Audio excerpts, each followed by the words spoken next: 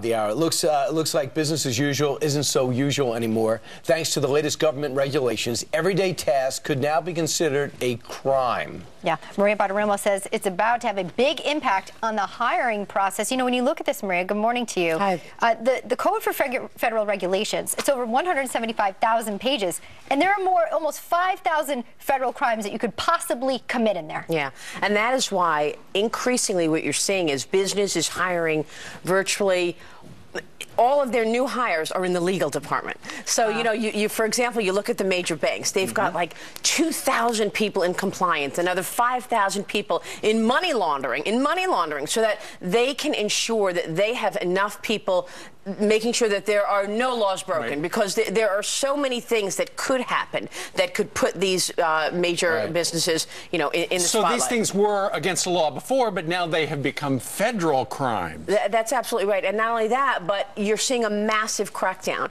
You're seeing, particularly when it comes to the financial services, anything that is highly regulated, you're seeing a big crackdown. You're seeing increasing worry about, you know, making sure that everything is done right. So that's why that's where the hiring is. And then when you look at the amount of regulation from Dodd-Frank to Obamacare to new EPA rules, it's squeezing the life out of any other opportunity to hire people, because it's all about legal staff that's being hired, and everyone else they're talking about, look, it's just not cost effective. Thanks, Washington. Meaning traders, for example, less traders, more people in the legal are. That's right, and more and fewer people that are actually integral to the business. Right, absolutely. So here's the other thing: there's nobody who talks to more business leaders than you talk to on a regular basis.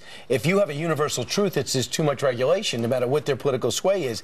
If candidates are looking for a silver bullet that would actually go across party lines and maybe catapult them on top, wouldn't regulation be that silver bullet for the people you talk to? Definitely one of the things. I mean, I don't think anyone's saying, look, we don't want to be regulated, we don't want the law, but you do need an environment where it is rational, that the pendulum hasn't swung so far in one direction that that's all these guys are thinking about, you know, abiding by laws and making sure that they have the proper staff in place to ensure that to be the case, because then you're just not seeing growth anywhere. Well, what about on the other side? Okay, so now you've got all these compliance officers at all these companies, but at the same time, has the federal government beefed up the enforcement side? Right. No. So you got a bunch of lawyers on one side just being ready for the day when Uncle Sam might come after you. The issue is that in government, those jobs are not being, people are not being paid. It's a tough life. People don't want those jobs, and so they don't have the skill sets required to actually keep up with the innovation going on in business. So they don't even have the right people and the right resources in government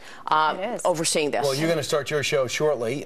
Don't miss Maria on the Fox Business Network. Who do you have? Well, we're talking to Roger McNamee today. He is a major VC investor. We're going to talk about these valuations that you're seeing in the private market, like for Uber and for Airbnb, a lot of these companies that ultimately will go public. Then we'll talk to the president of the New York Stock Exchange, talk about what's in the pipeline in terms of some of those big deals in technology. All right, we'll be watching 21 minutes from right now on Fox Business.